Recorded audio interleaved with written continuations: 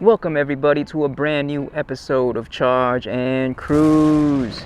It is the video that you all have been waiting for, the ride and review of the asapzebra.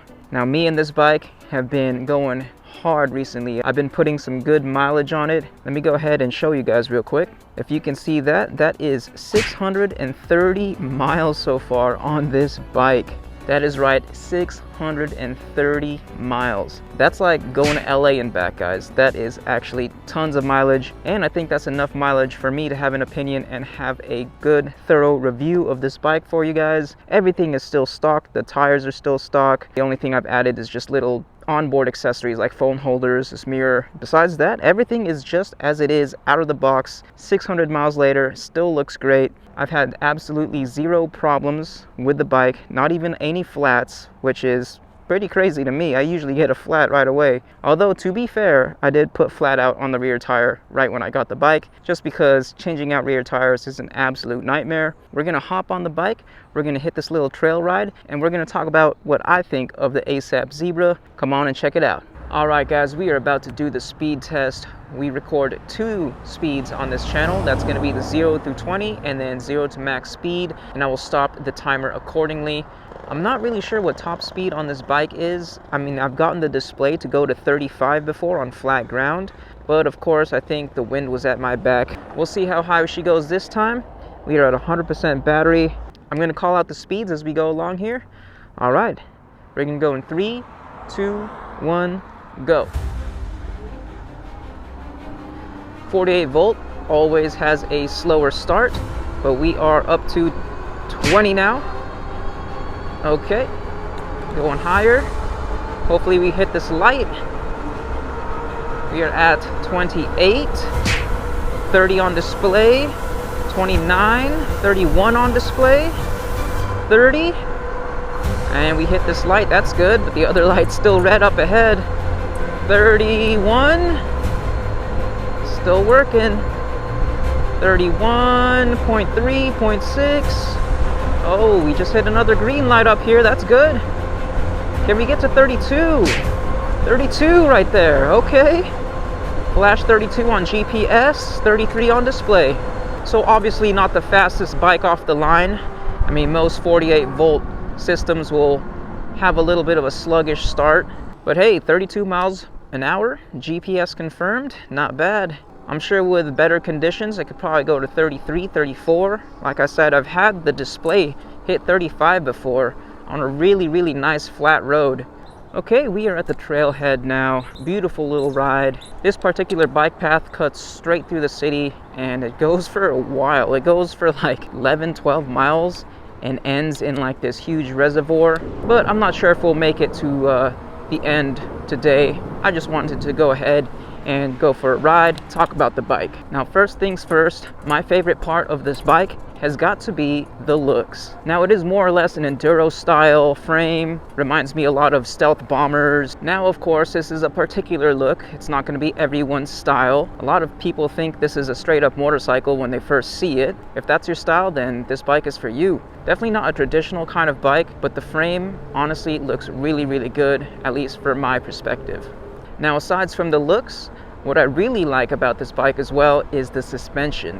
Now, it's dual suspension. You got some nice beefy forks in the front and a single shock in the back, and put together it makes for a pretty comfortable ride. Of course, nothing like a dirt bike. I'm not going to go off any jumps in this thing, but I have gone off trail plenty of times, a lot of them on video. You're going to want to check that out. I'll link a couple videos from the asapzebra playlist. But I've taken it through some pretty nice terrain, and it has always come out on top, and it's always been very comfortable. Now, the asapzebra comes with a 1,000-watt rear hub motor, helps push this bike to speeds of upwards of 30 miles an hour. Now, although it's only 48 volts, it does come with a 19 amp hour battery, which makes this bike really decent on range. Now, this isn't like a pedal bike. You're not going to be pedaling much on this bike, if at all. I have routinely gotten about 25 to 30 miles on pedal assist 5 just throttling on my DoorDash Uber Eats shifts. Also got to check those videos out. Yeah, I would be very comfortable going 25-30 miles on this thing on just pure throttle alone. The 1,000-watt motor really helps on uphills too. It climbs very nicely. Again, you're not going to be pedaling on this thing, and it needs the power to do that. 1,000 watts pretty much takes care of it. The bike comes with your standard knobby 20x4 off-road tires. I think the max PSI is 20, so I keep it right around 12 to 15 PSI. Just adds to the comfort if anything else. What I really like about the wheels that it comes with is it comes with the mag style rims, so you don't have to worry about spokes at all. No more bent spokes. It's just a nice solid 5-point mag rim, and it's been very, very nice. I've hopped off plenty of curbs with no problem at all. The wheels feel great. Now, how are you going to stop all this power and speed? Well, that's when these brakes come in, and I'm happy to say ASAP did not cheap out on these brakes. It comes with DY Island 4-piston hydraulic brakes paired with 203mm rotors. Now that is going to stop you on a dime, and I'm glad that they really went all out for the brake system, because once this thing gets up to speed, you're definitely going to want to be able to match that speed with brakes. Pretty much top tier brakes as far as stock goes, which also brings me to my next point, which is this bike, for its price, has a good mix of premium parts. Not only the brakes, but this display. I have seen this display on much more higher end bikes, such as the Go Power Bike, and a lot more of the 2000 and above bikes have this display right here. It comes with like a ton of nice settings, Bluetooth, multicolor, and it also has a auto headlight feature. So in the back of this display is a little lens, and when it's covered up or when it loses sense of light, it automatically turns on the headlight, which is great because you don't have to worry about turning on headlights, or if you go through tunnels, it'll just turn it on automatically for you. Really, really nice feature. And again, this display is one of my favorite features of this bike. Now this is a nice little duck pond here. I didn't even know this existed back here. Pretty cool.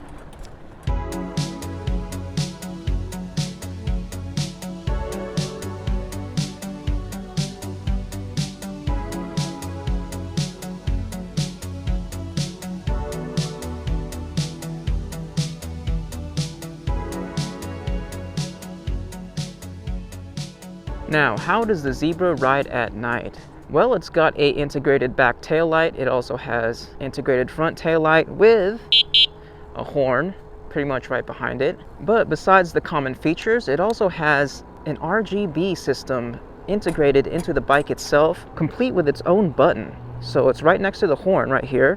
And once you turn it on, the ASAP letters on the side of the bike actually light up RGB. Really nice to look at. Plus, the frame of the bike is actually open underneath it, so the RGB leaks through and it kind of looks like an underglow, which is really, really cool to look at night. Just the fact that it comes with its stock and you don't have to do any of those crazy accessories yourself, man, that's a huge thumbs up for me. Oh, we got ourselves a nice little off-road section of this trail. But here's a little preview of the off-road capabilities of the Zebra. This thing's awesome. It just rolls over these tough rocks like nothing. Now, I'm not trying to speed through here because I know there's fishermen and don't want to cause a huge disturbance, but if no one was here, I would have definitely gunned through that whole area. Which reminds me of the one thing I don't like about this bike is this little locker type system right here. Very just tinny sounding. I mean, it's metal, but it's very tinny sounding. It reminds me of the locker room type metal you see at gym class. This thing just loves to rattle when you're off-road like this, and it could be a little distracting, but not a deal breaker. And it's nice that you can lock up your battery so no one has access to it at all. So it is a good feature. I just wish they soundproofed it a little better. But yeah, off-road conditions like this is just easy mode for the Zebra. It can handle way worse.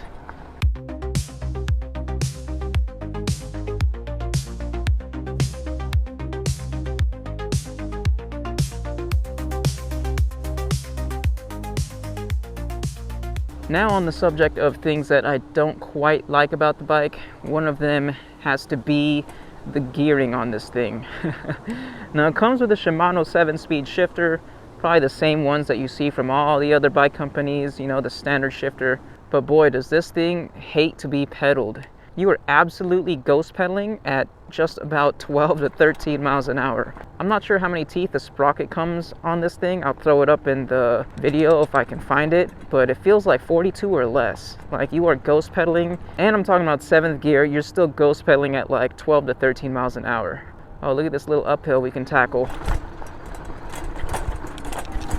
Oh, like nothing. This thing just is not meant for pedaling. Don't even bother pedaling with it because you're basically out of gears by the time you hit 10 miles an hour, and you'll hit that on pedal assist 1. other than that, I'm super happy with the overall concept and the overall design of this bike. Matter of fact, let me pull over for a second. So there's plenty of room for customization. I mean, you can change the rear shock out, you can change the front forks pretty easily. You can just unscrew all these little bolts right here and this whole panel comes off and you have a ton of space to work with. If you wanted to upgrade your battery or add a bigger controller, there is so much room in here. I can't really pull this out right now, but let me see if I can't at least open up the locker. So it comes with that extra key and boom, there it is. Here's the battery. As you can see, there's just plenty of space. And if you really wanted to, you can just pop this hole off. You can take the panels off and you can just get to work on adding a fatty battery in it. I like the possibility of massive upgrades in the future, but for now, I'm really enjoying the stock experience of it. Also, one other thing I wish they didn't cheap out on was these grips on the handlebars. Now, the handlebars themselves are really nice. It's sloped. It's definitely moped style, cafe racer style, really comfortable. They're nice and wide. It reminds me of like a beach cruiser. They are paired with these, I wouldn't even call them rubber. It's like a rubberized plastic. I mean, technically, I guess it is rubber. These are one of the cheapest grips that you can place on an e-bike. I mean, of course, you can take them off and just replace them yourself. Not too big of a deal, but I do wish they came with a more rubberized grip. That's for sure. But the handlebars themselves, really nice. The placement is perfect. You got access to all your controls just on here on your left side, and it comes with a half twist throttle. Oh, look at this scooter. He's going pretty fast. So at the price point of $16.99, that is shipping and taxes included. If you factor that in, it's basically like a $1,300 bike because they obviously baked in shipping and taxes. For that value, do I think it's worth it? Well, first off, you get a 1,000-watt motor, so that in itself is awesome. You get speeds of up to 32 miles an hour. Again, great.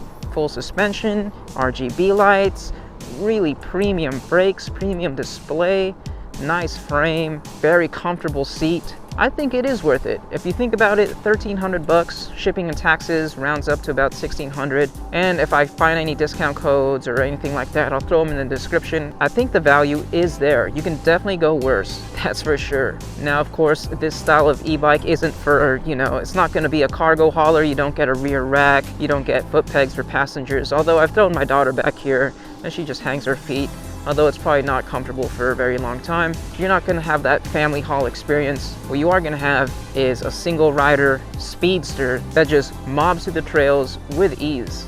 And that's what it's about. I mean, it's pretty lightweight. I think it's just about 80 pounds. The turn radius is nice, and it's just steady grown on me. 600 miles on this thing, guys. So you've seen it grow up on this channel. Nothing wrong has really happened to it. Just a good, solid riding experience. So what do you guys think about the asapzebra? Is it a good deal? I personally think it's pretty solid. It is a little bit on the expensive side, but you gotta remember most of the cost on an e-bike is the battery, so 19 amp hours, pretty good size, and of course you get everything else from full suspension, RGB, to 1,000-watt motor, 4-piston hydraulic brakes, 203mm rotors, beefy suspension with compression and lockout, and also that display. I'm telling you guys, that display is awesome. Premium display. So for all that, I think it's actually a really solid deal. I think a bike like this, for the DIYer, someone who really knows what they're doing, they can strap a huge battery on here and have it still looking really sleek and allow this thing to go crazy range. So if you guys are interested in the asapzebra, obviously links are down below. I'll throw everything I can as far as discounts go. But yeah, 600 miles until I hit the review on this guy. What other channel will do that? Now there's plenty of other channels that will show you guys reviews on e-bikes, but they take it out of the box and they go ahead and ride it for what, 40 minutes, 30 minutes, and they think they know everything about the bike. Man, I put 600 miles on this thing. I have a YouTube playlist of all the videos that feature it, so you can see all the rides and all the adventures that I've currently had with the bike so far, and nothing has failed me. So expect to see more videos of the asapzebra as I continue on this YouTube journey of mine, which, by the way, 500 subscribers, guys. That's freaking awesome. Thank you, each and every single one of you. You guys made my day. I think I hit 500 like 3 or 4 days ago, and I just blew my mind. Plus, it isn't even the subscriber count, guys. It's the watch time. Y'all have hit over 3,000 hours of watch time for me, and now I'm a YouTube partner, at least the first tier of it. So now you can throw super thanks in the chat or memberships. I'm still wrapping my head around it. We'll see what we can do. Either way, awesome metrics, you guys. Thank you for supporting this channel. Charge and Cruise is here to stay. And believe it or not, this isn't even the end of the trail. I think there's like maybe 7 more miles, 5 more miles of trail. This is just one of the bigger lakes, but it ends in a much bigger lake, or not even a lake, a reservoir, and that has even more trails around it. So I'll probably save that for a different video. Again, guys, thank you so much for viewing this video. Thank you, asaprider, for sending me out the Zebra. 600 miles, still as good as new. And until next time, guys, take care. Farewell.